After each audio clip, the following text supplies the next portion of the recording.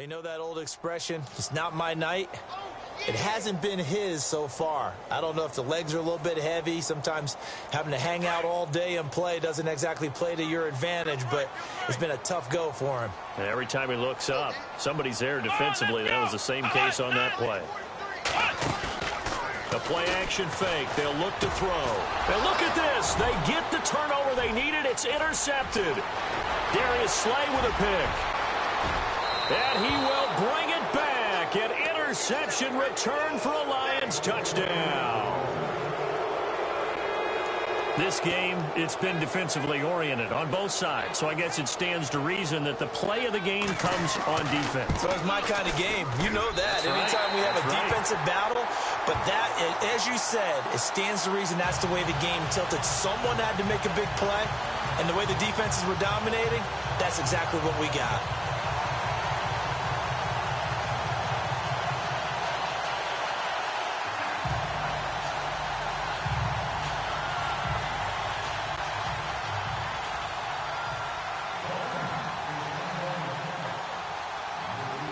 So they'll get another shot on offense following that pick six, and now the kick is away. And that drives coaches insane, doesn't it? When they see that happen, it just doesn't feel right, does it? Plus, you're giving up yardage.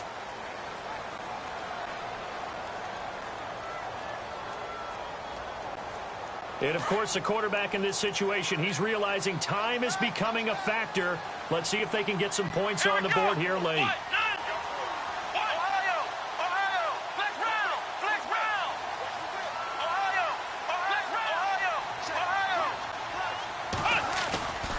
Now a handoff. Running left is Jones. Looking for a crease. Can't find one. Stopped at the line of scrimmage. Time for a break. We'll come back for the electrifying conclusion after this.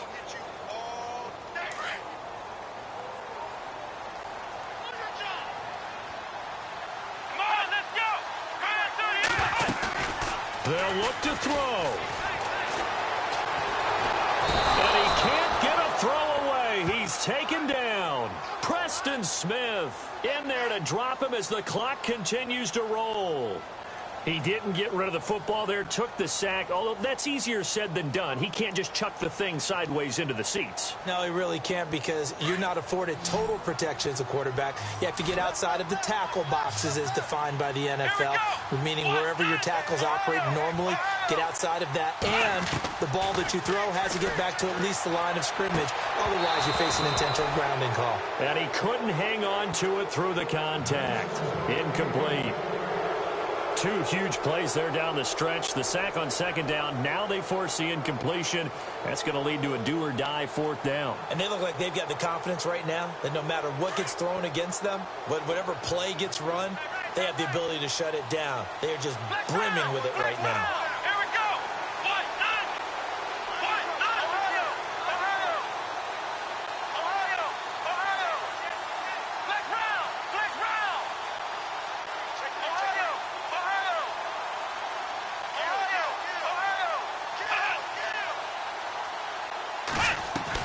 As expected, they're going for it to keep the drive alive. And that is incomplete. They had to go for it with such little time remaining. And the Lions will get the football back in terrific field position.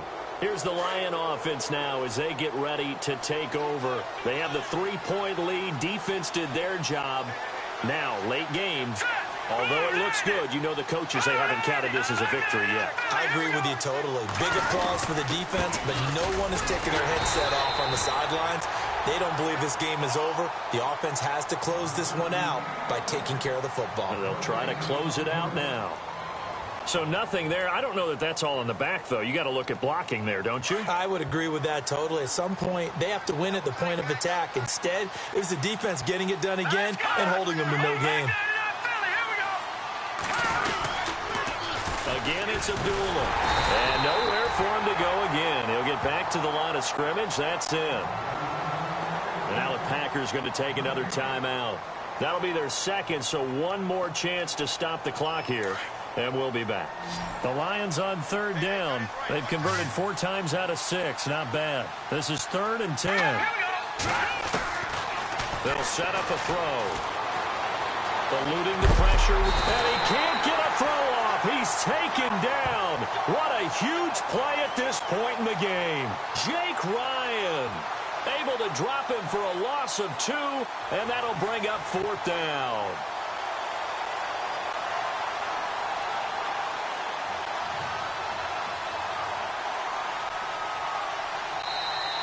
And now we're going to get a timeout here called by the defense. It'll be their 3rd and final timeout, so as they talk things over, we'll step aside. So here comes the veteran Matt Prater in a big spot in this ball game.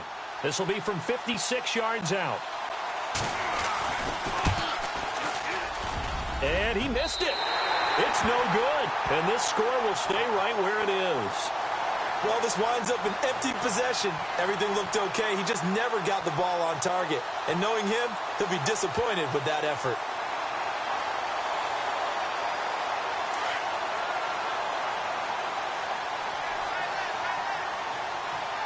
Let's go!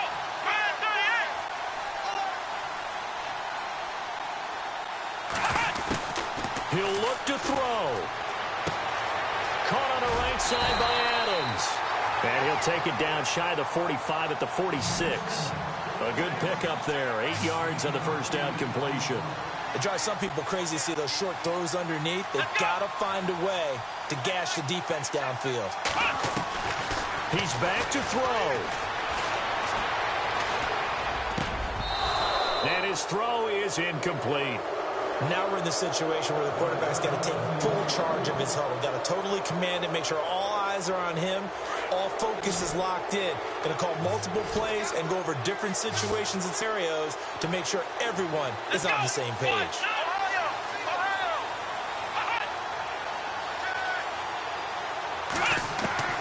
Back to throw. He's got a man. It's Williams. And he'll go out of bounds right around the 40. Give him 6 yards, and they do convert on 3rd. Well, how about keeping your head about you in this situation? No more timeouts. Finds a way to get out of bounds. Now they can breathe a little bit as they contemplate what to do on the next down.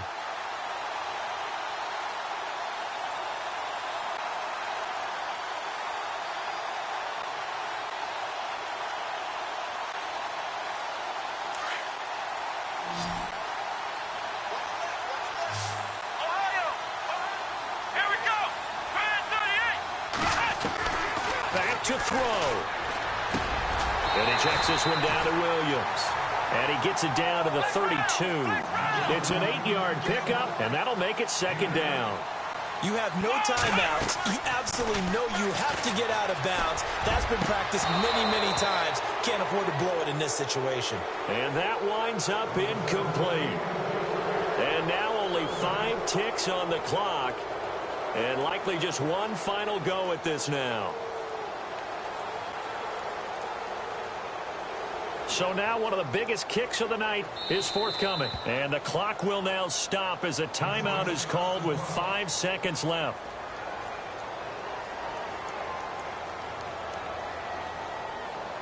So here we go. Maybe the biggest kick of the game forthcoming. This to potentially send us to overtime. And the 10-year vet knocks it through the goalpost. And they will tie this game here in the final seconds. So a money kick there in the final seconds. And now, barring any hijinks on the kickoff here, partner, I think you and I, we're going to settle in for a little overtime. And I wouldn't have it any other way. This has been a dogfight all through regulation. No reason to think it won't continue in the extra period. And Detroit getting set to go now. Tie game, and barring something incredible here, we're likely headed to overtime. And just a couple of scenarios here to keep in mind. One, if you want to be really aggressive, you do throw the Hail Mary and see if you can get something downfield. What would you do? What I would do is either hand it off inside or more likely I'd take a knee and let the clock run out. Because if I'm back there trying to throw and a sack happens, the ball comes free, I can lose the game here. If I get to overtime, I can still win it. Let's see if they are in line with Charles Davis. It's a little teaching moment here. Overtime rules. Remind us how this goes, partner. Okay, so in the past, we had sudden death. First team to score wins, but no longer. Now, if the team receives the ball, scores a touchdown, they win the game. If they kick a field goal, though, or don't score, the other team gets a possession. And after both teams get a possession, then we're into sudden death. First team to score wins the game. And Detroit getting set to go now. They're set for their first drive here in overtime, and this is where the crowd can really become a factor. They've had to battle it all day, but I know what you're saying. In overtime, that gets doubled, doesn't it? At least, because now the crowd really wants to be involved and help their team, and that first drive can dictate the whole thing because they know if this team takes it downfield and scores a touchdown, it's game over. It's been loud in here so far. A gain of 6 there on first.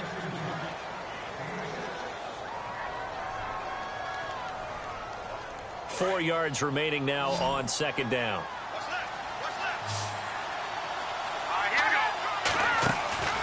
On play action, they'll throw. Oh, and it's intercepted. First NFL pick for the rookie corner, Kevin King. And he'll return it to the 24-yard line. A costly mistake here in OT. And you know what they say when you throw an interception like that in overtime? You don't usually get a chance to throw a second one. I mean, I'm not sure the analytics on it. Let's ask Marvin, our statistician, to ring that down for us. That's typically how coaches and teams feel about it. If you throw one, you likely cost yourself the game.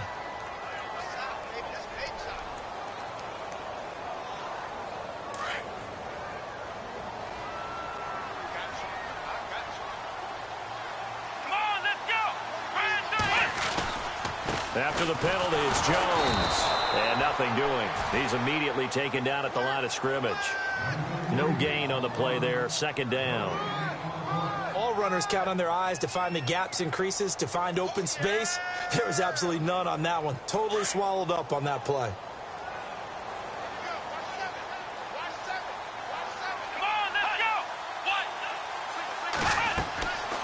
He'll drop to throw. They'll set up the screen. This is Williams. And he will lose yardage here to the 31-yard line. Now it looks like we'll get a timeout, and we will. We've got an injured Packer on the field. Well, he gets attended to. We'll step aside.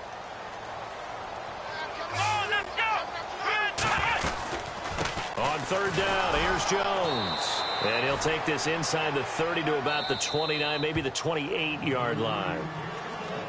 I like what they were thinking on defense. Just guard the first down sticks. Don't let anyone pass that. Didn't matter whether they threw it or ran it. They just ended up rallying to the football on the running play and stopped them short of a first down. And he got it. The kick is good in overtime. He's able to split the uprights. We were just treated to an absolute dandy in this one. A great finish in overtime with a long field goal. Everybody, including us, on the edge of their seats. Quite a game. And it's rare that you get a game into overtime that it doesn't turn out to be a dandy, right? That's what we saw here. And just what you were talking about, a long field goal to win it. So definitely not a gimme. So there was tension all the way through until the ball went through the post. But it did go through the post. Ice water was in his veins. So for the Packers, a loss would have really hurt. As it stands, they finished the first half at 3-5. And they'll hit the road next week to take on the Chicago Bears. Meanwhile, for the Lions, they fall 2 games under 500 now at 3-5. And they'll try to make amends next week as they host the Cleveland Browns. I'm Brandon Gaudin. Certainly have to thank Charles Davis, my broadcast partner, and our entire crew. We'll catch you next time right here. It's the NFL on EA Sports.